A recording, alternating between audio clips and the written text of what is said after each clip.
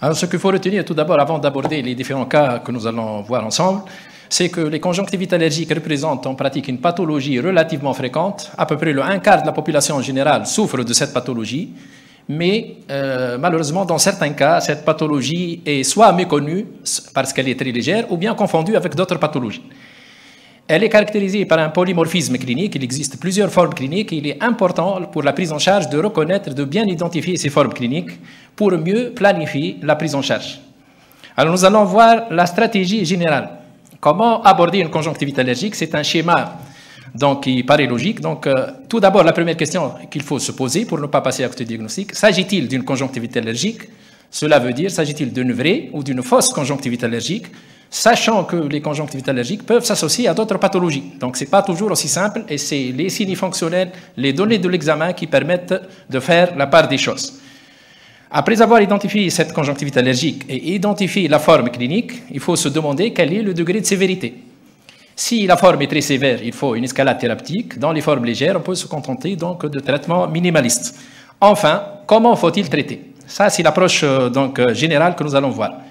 Voyons quelques cas pratiques. S'agit-il d'une conjonctivite allergique? À votre avis, c'est une patiente jeune qui, à l'approche du printemps, a une rougeur oculaire bilatérale avec prurite féroce et chémosis et rougeur. Et en inversant la paupière, vous voyez les follicules.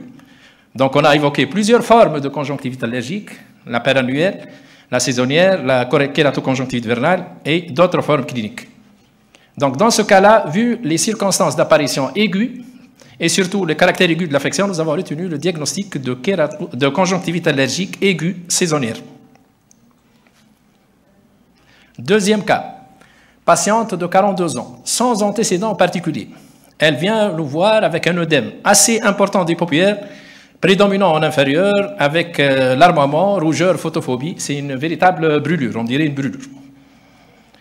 Nous avons évoqué différents diagnostics que vous voyez ici de conjonctivite allergique.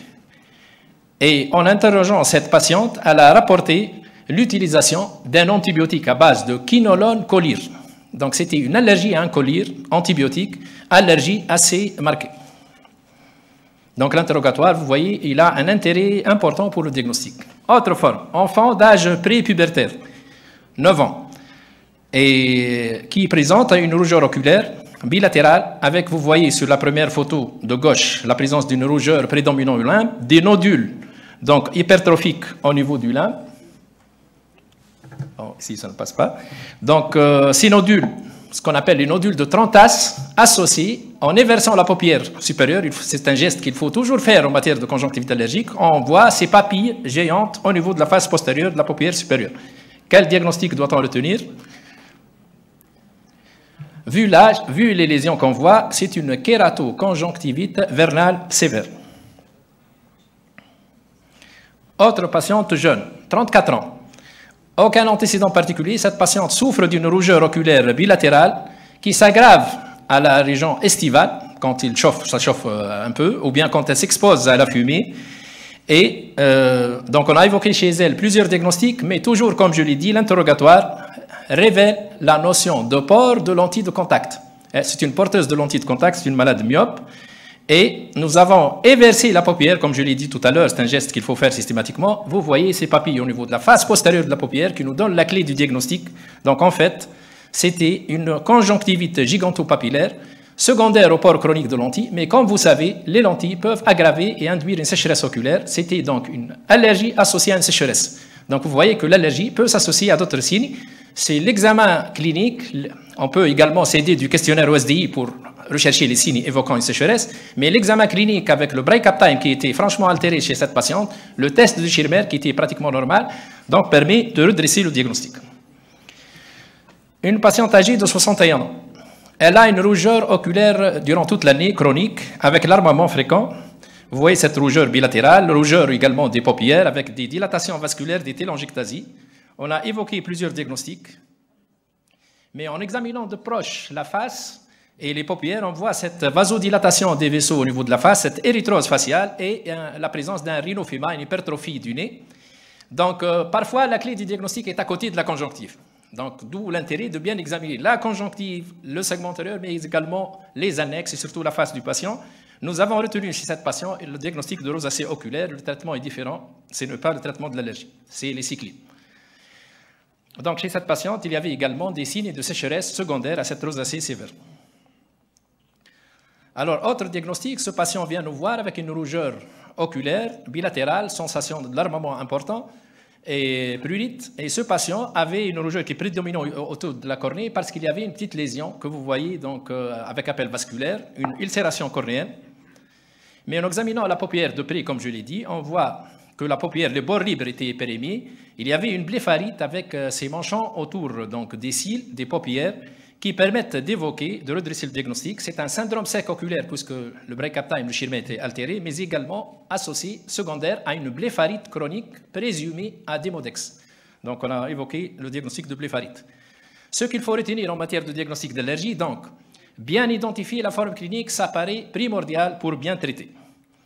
Éliminer les fausses allergies, comme on l'a vu tout à l'heure, en cas de rosacée ou de Demodex. Avoir présent à l'esprit que l'allergie peut coexister avec d'autres pathologies. Il y a parfois un chevauchement entre les deux. Dr Omar Beltaïf nous en dira un peu plus tout à l'heure. Donc, allergie et sécheresse peuvent coexister et c'est l'examen complet qui permet de rétablir le diagnostic. Maintenant, nous avons terminé avec la forme clinique. Quelle est la sévérité de cette conjonctivite allergique? Ici, la patiente que nous avons vue tout à l'heure, a priori, c'est une forme qui n'est pas très sévère. On peut la traiter et ce n'est pas une forme très grave vu que la cornée n'était pas altérée. Là, c'est un enfant, vous voyez, qui avait une kératoconjonctivite vernale. Regardez cet enfant, il est très photophobe, il n'arrive même pas à ouvrir les yeux. De même que la patiente que nous avons vue tout à l'heure, la sévérité donc, doit être jugée sur l'importance des signes fonctionnels, comme la photophobie, sur les signes cliniques d'examen et surtout l'état de la cornée. Comment traiter?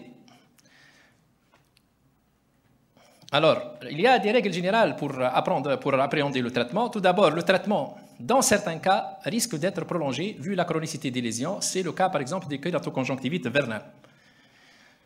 3 types de molécules doivent être évitées au long cours. Quand on manie ces molécules, il faut faire très attention.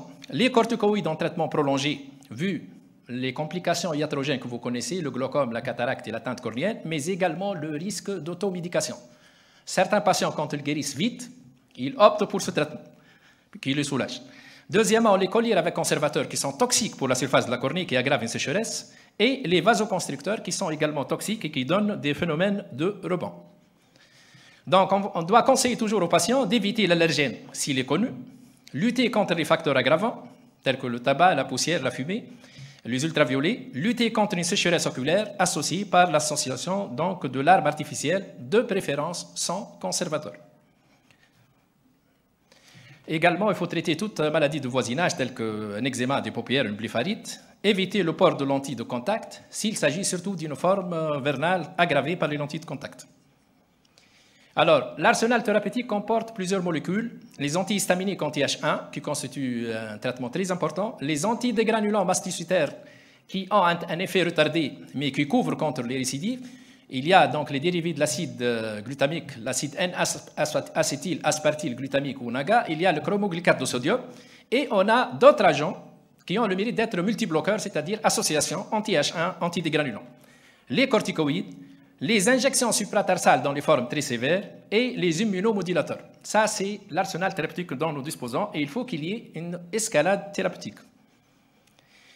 Je parle un peu des antihistaminiques, donc les anti-H1 qui ont une action immédiate. Le chef de file, c'est la lévocabastine, commercialisée sous le nom de Levofta, collyre multidose, ou Allergiflash, qui est le nouveau-né des produits donc Bausch & Lomb. C'est un collyre unidose qui n'a pas de conservateur et également qui paraît avoir une meilleure biodisponibilité, comme on va le voir tout à l'heure. Donc, l'imidastine n'est plus commercialisée. Alors, la lévocabastine soulage rapidement. Elle augmente le seuil de résistance aux allergènes. Donc, on peut le concevoir comme traitement préventif. Et elle est efficace dans les différentes formes d'allergies saisonnières et perannuelles avec une bonne tolérance et peut être donnée chez les enfants sans risque. L'allergie flash, qu'est-ce qu'il nous apporte de nouveau? C'est qu'il est associé à des cyclodextrines. La cyclodextrine a le mérite de s'associer au produit, à la molécule princeps, et ça donne une meilleure hydrosolubilité. Donc, il devient plus hydrosoluble, d'où une meilleure biodisponibilité, meilleure efficacité et meilleure tolérance. Donc, le fait d'augmenter l'hydrosolubilité du produit grâce au cyclodextrine assure une meilleure biodisponibilité. Alors, vous voyez ici le rôle de l'histamine dans la réaction allergique. Cette histamine est responsable de l'excitation des terminaisons nerveuses du prurite, du chémosis, comme on l'a vu tout à l'heure, de l'œdème et de la rougeur. Donc, il est logique, quand on donne un antihistaminique, on va agir sur ces différents facteurs en bloquant les récepteurs de l'histamine et ça va soulager le patient. Action rapide sur le prurite, rougeur, chémosis. Voyons quelques cas pratiques. Voici une patiente qui vient nous voir parce qu'elle avait une conjonctivite allergique aiguë saisonnière avec rougeur accentuée. Cette patiente a porté une lentille occasionnellement, ce qui a aggravé l'évolution. Alors, dans ce cas-là, j'ai donné des antihistaminiques topiques sans conservateur, allergie flash, avec des lavages fréquents pour diluer les allergènes et pas de corticoïdes. On serait tenté de donner corticoïdes pour soulager la patiente. Voici le résultat une semaine après. Donc vous voyez que la réponse est parfaite grâce à ce traitement minimaliste. Deuxième cas, une conjonctivite allergique avec sécheresse oculaire chez une patiente porteuse de lentilles de contact. Elle avait une atteinte cornéenne. Donc cette patiente avait une anomalie du film lacrymal, ce qui a fait que la lentille a érodé la cornée. Donc vous savez que le port de lentilles en cas de sécheresse est contre-indiqué, surtout les lentilles souples. Et là, donc chez cette patiente, il faut éviter les corticoïdes vu le risque d'atteinte cornéenne. Donc éviter le port de lentilles, donner un antihistaminique topique sans conservateur, un antidégranulant mastocytaire. On peut donner un agent multibloqueur si l'on veut également. Et pas de corticoïdes, l'arme artificielle sans conservateur vu la sécheresse. Regardez l'évolution après traitement. Donc sans corticoïdes, il y a une récupération de l'aspect normal. Ici, une patiente qui est diabétique qui a été traitée par dorzolamide collyre pour un glaucome. Elle a développé une allergie, pas comme le cas précédent, une allergie modérée, avec rougeur des paupières, œdème des paupières en inférieur. Nous avons arrêté ce médicament remplacé par un autre, un bêta-bloquant, unidose, donné des compresses humides et froides, des antihistaminiques sans conservateur, des corticoïdes à faible dose et des corticoïdes hypotonisants. Donc j'ai donné la fluorométhanol, je n'ai pas donné un corticoïde fort, pendant quelques jours, et des lavages fréquents. Vous voyez donc l'évolution était favorable. Kératoconjonctivite vernale. Chez cette fille, vous voyez donc l'œdème du limbe, les nodules de Trantas. Quel traitement donnerez-vous? Feriez-vous une injection supratarsale? Cette enfant était gênée, elle avait un larmoiement, mais elle n'était pas très photophobe. Donc toujours, dans un premier temps, il faut ne pas opter pour les injections, donner des anti-H1, des antidégranulants ou bien un traitement combiné, des corticoïdes par voie topique. Et là, l'astuce, j'associe une pommade, corticoïdes sous forme de pommade, par exemple 2-3 fois par jour, pour essayer d'éviter les injections et les larmes artificielles. Vous voyez l'évolution après une dizaine de jours, donc l'enfant s'est rétabli. L'autre enfant que nous avons vu tout à l'heure, qui était très photophobe, là, malheureusement, tous les traitements n'ont pas marché. Les traitements actions combinés ou bien les associations, les larmes artificielles, on a été contraints de faire une injection supratarsale après l'accord de ses parents. Vous voyez cette injection dans l'espace supratarsal d'un corticoïde de retard, le Kenacort. Alors, nous avons ici les résultats du service d'ophtalmologie de Monastir qui a été le premier à faire cette technique. Et donc, vous voyez l'évolution après injection, disparition des papilles au niveau de la face postérieure de la paupière et au niveau de la cornée, disparition d'une plaque vernale. Mais à un stade avancé, à distance, après une année, on peut avoir une récidive, mais qui est moins importante. Et donc ici, l'évolution des nodules de Trantas qui ont régressé. Et vous avez la publication de l'équipe de Monastir qui rapporte les résultats de cette technique, qui est très utile pour essayer d'aider ces enfants pour reprendre leur scolarité. Il y a d'autres moyens, tels que la cyclosporine, le tacrolimus par application topique, mais cette technique a le mérite d'être efficace et rapide. Quand je parle des injections, c'est un traitement miracle, mais attention, il y a un risque réel de glaucome cortisonique. Nous surveillons ces enfants, nous essayons de les surveiller, on avise les parents de ce risque, et cette technique doit être maniée avec prudence parce que ce risque de glaucome cortisonique grave est réel, il existe. Donc il nous faut faire cette technique que si vraiment nous sommes contraints de la faire. En conclusion, retenez donc en pratique courante que les conjonctivites allergiques sont une pathologie relativement fréquente et leur prise en charge impose un diagnostic essentiellement clinique en identifiant les différentes formes cliniques. La prise en charge passe également par un traitement adapté à chaque forme clinique et surtout à sa sévérité. Et enfin, bien sûr, la nécessité d'une surveillance régulière chez les patients, par exemple, traités par injection supratarsale également, et toujours essayer de lutter en pratique contre le problème de l'automédication par l'éducation des patients et surtout en évitant de manier facilement les corticoïdes qui risquent d'être néfastes chez ces patients. Merci de votre attention.